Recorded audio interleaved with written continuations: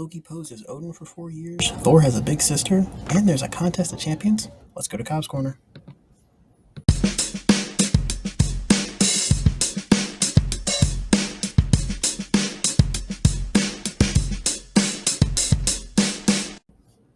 Welcome back to Cobbs Corner. I'm your host, Morgan Cobbs. Today we'll be reviewing Thor Ragnarok. This is the third Thor movie and the highest ranked Thor feature film on Rotten Tomatoes. So let's just jump right into it. This ranked higher than Thor, Thor the Dark World, and Thor Love and Thunder. Like Thor Ragnarok, even after Thor Love and Thunder, Thor Ragnarok is still the highest ranked film on Rotten Tomatoes. So without any further ado, let's jump right into it. Thor Ragnarok opens with the Marvel Studios logo descending into fire, a foreshadowing of the ending of this film. We then see Thor in a cage explaining his story arc, so far the MCU, to a corpse. Thor is released from this cage while being wrapped in chains, and he comes face to face with Surtur, who Thor thought was killed centuries ago. Thought that either Odin or Thor's grandfather had killed Surtur centuries ago. Surtur mentions how he cannot be killed until he fulfills his destiny, until Ragnarok, until he lays waste to Asgard. This is the event known as Ragnarok, or the end of Asgard.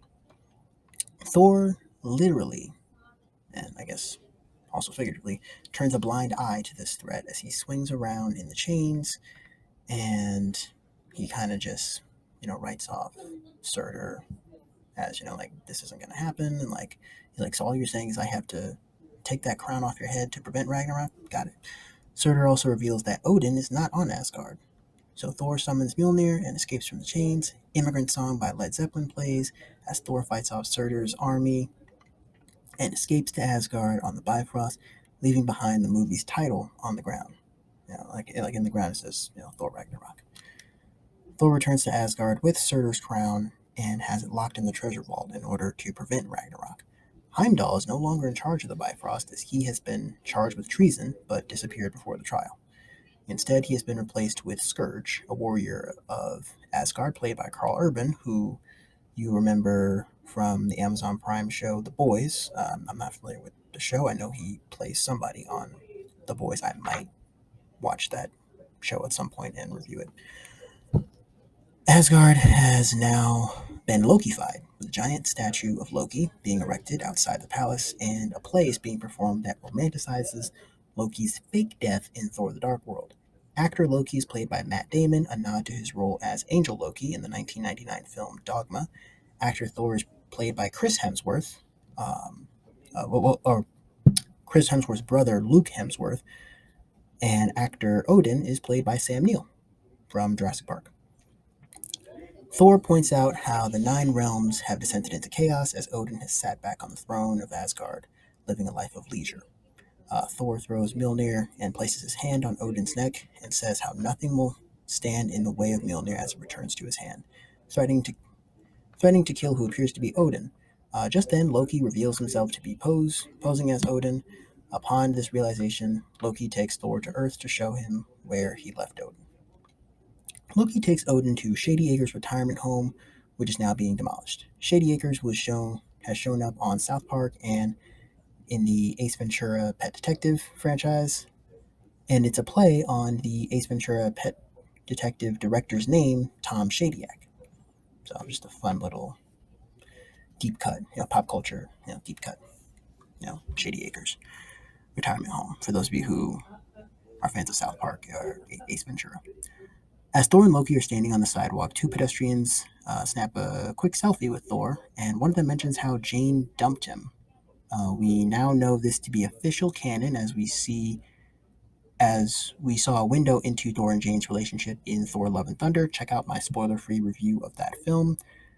That film actually is showing up on Disney Plus September 8th, so I will talk about all that in the end of this episode. A magical ring forms underneath Loki as he falls into a portal. A card is left behind with the address 177A Bleecker Street, aka the New York City Sanctum. Thor shows up to the Sanctum and is met by Doctor Strange as he dons his iconic orange gloves look from the comics. Like the comics, Doctor Strange wore orange gloves. Then this is the only time that we see him don that classic look. Unfortunately, it's the only time we see him in the classic orange gloves look. So Thor mentions how he and his brother are looking for Odin, and Strange agrees to help find them. This is literally the exact same scene from the post-credit scene from Doctor Strange. That was an abridged version of the scene that we're in now. Like in Thor Ragnarok, they essentially extended that scene, but that post-credit scene in Doctor Strange just kind of gave us a tiny window into Doctor Strange's involvement in the larger MCU. After releasing Loki from the falling dimension, he opens a portal to Tonsberg, Norway. This is the same place where Odin fought the frost giants in the opening of Thor, the first Thor movie, and the location of the church where Red Skull found the Tesseract in Captain America: The First Avenger. Odin greets his sons, and this surprises Loki, as Odin refers to him as his son. Thor and Loki showed up, and then Odin says, "My sons," and then Loki looks over at Odin. Odin referring to Loki as his son, although we know from previous films that he was adopted. Odin reveals how his time has come and that he is on a different path now. And Thor has an older sister named Hela, the goddess of death. Odin's life was all that kept Hela locked away in hell, and now that Odin is about to die, Hela will soon be free. Odin disappears into particles and flows out to the sea. Just then, storm clouds form and Hela walks through a portal, revealing herself to be the true heir to Odin's throne. Thor throws Mjolnir at her, but she catches it and breaks it into pieces. Loki tells Skurge to bring them back, and Hela follows them into the Bifrost, knocking Thor and Loki off of the Bifrost and into outer space. Hela returns to Asgard and kills the Warriors 3 and spares Skurge's life. Hela draws her power from Asgard, and if you look closely, her clothes were torn when she showed up on Earth in Norway, but then they were restored once she got to Asgard. Hela's antlers are framed around the Asgardian palace, a nod to how she is now in control of Asgard. Meanwhile, Thor crashes on the trash planet Sakaar, which is a planet surrounded by wormholes. It's pretty much a collection point of the known and unknown universe. And he's found by a group of scavengers and fights them off, but he is then met by Scrapper 142, played by Tessa Thompson, who kills the other scavengers and puts a restraining bolt on Thor. She takes Thor to see the Grandmaster, an elder of the universe and brother of the Collector, who we saw in Guardians of the Galaxy, played by Jeff Goldblum. He also presides over the Contest of Champions, a gladiatorial competition on Sakaar. After meeting the Grandmaster, Thor realizes that Loki is also on Sakaar and has been there for weeks. Time works differently on Sakaar. Loki has become friends with the Grandmaster, while Thor is thrown into the Contest of Champions, where he meets one of the other contestants, a Cronin named Korg. Thor killed a Cronin on Vanaheim in Thor the Dark World, and we saw two Cronins battling during the space jump sequence in Guardians of the Galaxy Volume 2. Korg is played by the director of this movie, Taika Waititi. Back on Asgard, Hela wipes out all of Asgard's armies as they are opposed to her rule. She lets herself inside the castle and removes the ceiling artwork, which shows peace treaties and parties. Underneath all of that lies the true history of Asgard, which shows how Odin conquered all 9 of the realms, and how Hela was by his side during his conquest, and she once wielded Mjolnir. Hela goes through the Asgardian treasure room and approves of the Tesseract while knocking over a fake Infinity Gauntlet. This confirms that maybe at one point Odin once sought the Infinity Stones as well, but she knocks it over, just fake. She finds the Eternal Flame and uses it to awaken a giant wolf and a bunch of dead Asgardian warriors. Back on Sakaar, Thor is given a haircut and is prepared for his match. When choosing his weapon, he reminisces to Korg about how he used to have a hammer as a weapon. Korg and how losing this hammer was comparable to losing a loved one. Korg holds a 3-pronged stake and says how it's not really effective unless you're fighting 3 vampires that are huddled together. This is a blatant callback to Taika Waititi's mockumentary that he both directed and started back in 2014 called What We Do in the Shadows. And it's about 3 vampires living in an apartment struggling with everyday life, struggling with living in the human world. So Thor realizes that Scrapper 142 is Asgardian and also a Valkyrie. Thor tries to recruit Valkyrie to help her escape and take back Asgard from his sister Hela. Valkyrie rejects his proposal and tells Thor that there is no way off of Sakaar. Thor goes into the arena and ends up facing off against Hulk, who has been on Sakaar in Hulk form for the past 2 years. Hulk and Thor fight, and Hulk even throws Thor around like he did Loki in the Avengers. Grandmaster intervenes, enabling Thor's inhibitorship, allowing Hulk to win. Once Thor is fully healed from the battle, he meets up with Hulk, who at this point is able to speak in complete sentences and has the grammar of a toddler. Hulk reveals how he crashed on Sakaar in the Quinjet, which is still there and in one piece. Hulk goes to train with Valkyrie, and Thor calls on Heimdall to help him escape from Sakaar and make his way back to Asgard. Heimdall tells him how he's on a planet surrounded by gateways and to go through the big one. After a heated argument with Hulk, Thor and Hulk apologize, and then Thor attempts to escape on the Quinjet. Just as he is able to get onto the Quinjet and turn it on, Hulk tries to stop him from leaving, but then sees the message from Black Widow from 2 years earlier in Avengers Age of Ultron. This causes Hulk to try and fight Bruce Banner as Bruce tries to turn himself back into Bruce. Ultimately, Hulk turns back into Bruce Banner, who realizes that he's been in Hulk form for 2 years. Hulk's disappearance causes the Grandmaster to encourage people of Sakaar to throw a parade in the streets to celebrate Hulk in order to bring him back to Sakaar. Bruce wears a Duran Duran Hungry Like the Wolf t-shirt, foreshadowing future events. The two of them are met by Valkyrie, who has apprehended Loki and agrees to help Thor take back Asgard from Hela. They plan to steal one of the Grandmaster's ships and fly it through the quote-unquote Devil's Anus, which is the big wormhole that Heimdall was referring to. Bruce says how it resembles a collapsing neutron star inside of an Einstein-Rosen bridge. Einstein-Rosen bridge being, of course, the wormhole that was referenced in the first Thor movie. It's a theoretical branch between 2 points of space. So, yeah, Einstein-Rosen bridge. The team steals the ship and are met by heavy gunfire from other Sakaran ships. Ultimately, they escape, fly through the Devil's Anus, and make their way back to Asgard. On Asgard, Thor goes to the palace and sits on the throne while Valkyrie and Banner stay in the Grandmaster's ship. On the Rainbow Bridge, they are met by Hela's army and the giant wolf. Bruce jumps from the ship and lands face first on the bridge, a callback to his jump from the helicopter in The Incredible Hulk, where he, descended. He jumped out of the helicopter and then he opened his eyes and he didn't Hulk out. So Bruce hulks out and then grabs the wolf by the tail and throws him off the bridge. While Thor is battling Hela, Hela slices out one of his eyes, saying, "Now you really look like Dad." A nod to how Odin is also missing an eye. Now, quick side note: in Norse mythology, Odin sacrificed one of his eyes in order to gain wisdom and in order to gain wisdom and knowledge of other worlds. And something similar happens to Thor. Although in Norse mythology, Odin willingly sacrificed one eye to gain wisdom, MCU Thor had his eye sliced out and was then pinned down by Hela and had to call on his father Odin for help. Thor tells Odin how he cannot defeat Hela without his hammer, Mjolnir, to which Odin replies, "Are you Thor, the god of hammers?" Odin then goes on to say how Mjolnir was never the source of Thor's powers, it only helped him to control his power. Thor tells Odin how he isn't as strong as Odin, to which Odin replies, "No, you're stronger." During this revelation, Odin also says how Asgard is not a place, it's a people. This realization causes Thor to free himself from Hela's grasp and use his thunder powers, his god of thunder powers that he always had inside him without Mjolnir, to fight back Hela's armies and free Asgard.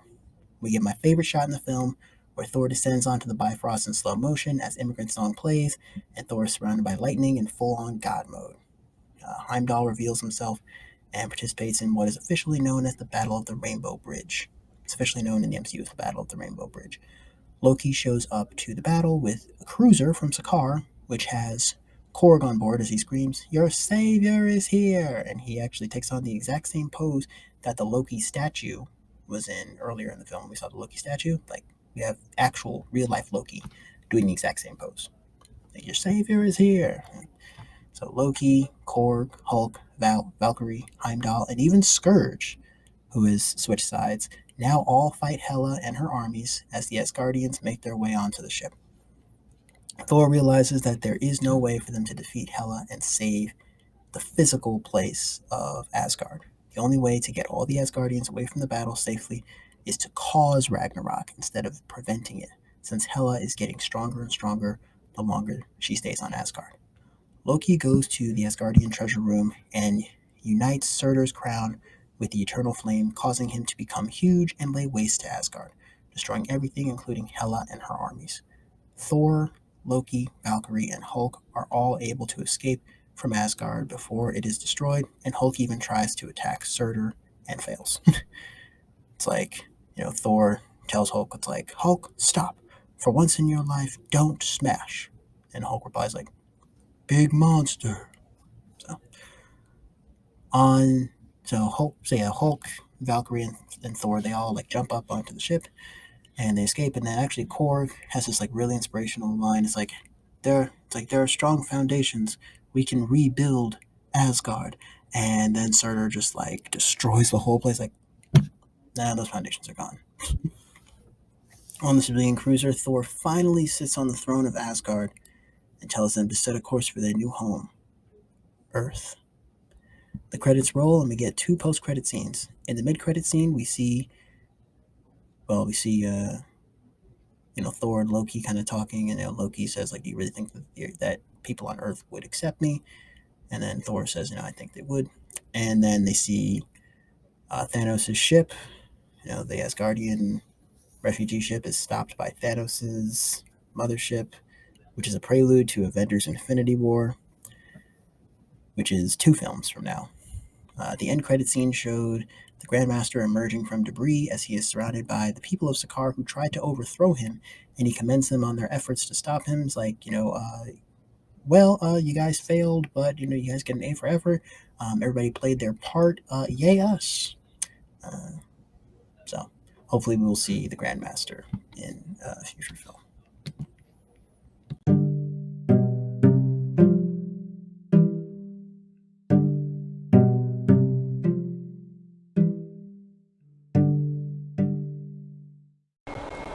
Thor Ragnarok gave us a character arc for Thor that saw him depart from the Shakespearean prince that we saw in the first 2 Thor movies. Like, if you look at the Thor from Thor's 1 and 2, and even to an extent the Thor that we saw in the Avengers and Avengers Age of Ultron, he was this sort of like Shakespearean like prince, and he kind of had a bit of an ego to him, especially in the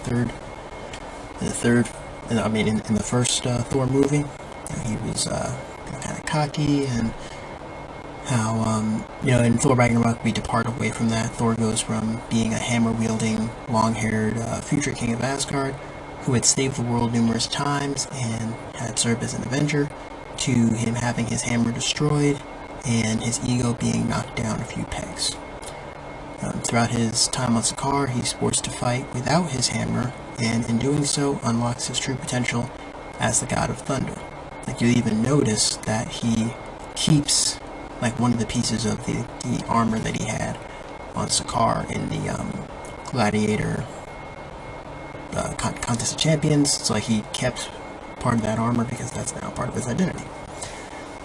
Mjolnir was never the source of his power. It only helped him to focus and channel his power. The theme of letting go and loss is frequent throughout this film, as Thor had to lose his father and Mjolnir in the same scene, and the Asgardians had to say goodbye to their home of Asgard, their now former home of Asgard. Thor even had to lose one eye in this film. After Thor Ragnarok, Asgard no longer exists as a physical location in the cosmos amongst the 9 realms. Like, it was really the only like obscure place in the cosmos, like in space, that it wasn't a planet, it was just a realm. And sure, there were like other realms, like we had seen Svartalfheim, Vanaheim, Jotunheim, like we had seen like the other realms, but Asgard was kind of like the nexus of those 9 realms, and the kingdom of Asgard physically no longer exists. And the people of Asgard now have to look for a new home. So that's really the impact that this movie has on the larger MCU, is, the Asgardians, they gotta look for a new home now. Thor now only has one eye and is more level-headed after losing his hammer, his father, his sister, who he didn't even know existed before this film, and his homeland. All in the same film. Wow. Thor will return in Avengers Infinity War, and he will be a completely new person. So where does Thor Ragnarok rank for you in your Infinity Saga film list? Let me know what you guys thought about this movie. Leave a comment or send me a direct message on Instagram or TikTok. Those links are in the show notes below. You can also submit a voice recording with your take on the film. What are your theories? What are your questions, etc. That link is also in the description. I'd love to just hear from you guys. Feedback about how you guys enjoying the podcast. What are you guys excited for? Coming up this fall, or even looking ahead to next year. Like what movies, what shows are on your list. So I'd love to hear back from you guys. Every week I'm picking one comment to respond to at the end of the episode. So if you would like to have your question/comment read live, like I'll try to do like one voice message, maybe one comment on Instagram, and then one from TikTok. If you'd like to have your question/comment read live and responded to during the episode, then please be sure to write in your comment that it is okay to read. Our next movie is Black Panther, which will introduce us to the African nation of Wakanda following the passing of their king T'Chaka. Prince T'Challa, played by the late Chadwick Boseman, rest in peace, is next in line for the throne, but he will soon get a visit from his long-lost cousin, Eric Killmonger Stevens, played by Michael B. Jordan. You don't want to miss this one. In other entertainment news, next Thursday, September 8th, is Disney Plus Day. So on Disney Plus, we are going to get Thor Love and Thunder will be available to stream on Disney Plus, so definitely look for a Thor Love and Thunder review that will contain spoilers, but that's probably not gonna happen until like October or November, just because I want to wrap up the Infinity Saga. We've only got a few more films, so if you guys just hang in there, bear with me. We are almost at the finish line. I really just want to finish up the Infinity Saga. I think we've only got like Black Panther, Avengers Infinity War, Ant-Man and the Wasp, Captain Marvel, Avengers Endgame, and Spider-Man Far From Home. So we've really only got 6 films left. So after that, I will give my full spoiler-filled review of Thor Love and Thunder, but not for at least another 6 weeks. 6-7 weeks. So look for that possibly in November. Plus, you will all have had time to view it on Disney Plus, so I won't have to worry about spoilers. Also, on that day, we're getting Disney's live-action remake of Pinocchio, which I feel like I saw the original Pinocchio when I was like real little, like when I was a kid. So I'm probably gonna have to go back and rewatch the original Pinocchio. I hear it gets pretty wild. But yes, they are doing a remake with Tom Hanks as Papa Geppetto. So if you guys want, if and only if you want, I'll probably put a poll on Instagram. If you guys want me to review Pinocchio, the remake, and compare it to the original, that's something I'd be open to doing. Also, a new Cars movie is coming September 8th to Disney Plus. September 9th, next Friday, that will be Season 5 of Cobra Kai is coming to Netflix, so definitely going to be reviewing that. But if I do review it, it will be on my Patreon, not on this main podcast. So make sure that you guys have joined my Patreon if you haven't done so already. If you like today's episode, be sure to follow this podcast and turn on your post notifications, because I